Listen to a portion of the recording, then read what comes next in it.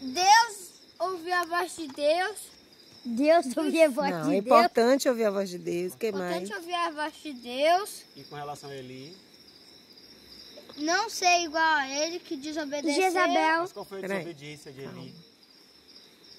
Ele viu a desobediência de Eli foi deixar os filhos fazerem tudo o que quiserem.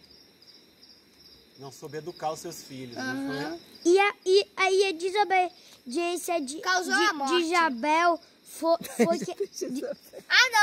Não. De Jezabel foi ele matar os profetas. Mistura tudo, não mistura tudo. A gente fala de Eli primeiro.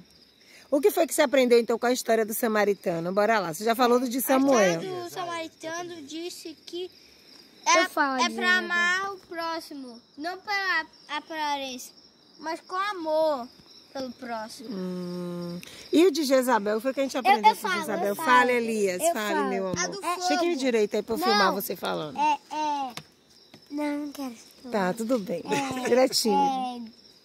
Mas a de Jezabel, mas o castigo dela foi ela ser comida. Mas o pior castigo dela foi ela matar os profetas. Que ela fez de errado, não foi?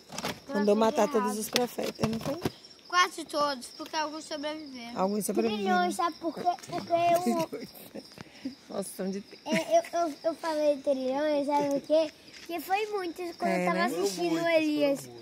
Aí quando eu tava assistindo Elias, mais um homem, eu não sei qual é o nome do homem, que resgatou, eu não sei quanto está na Bíblia.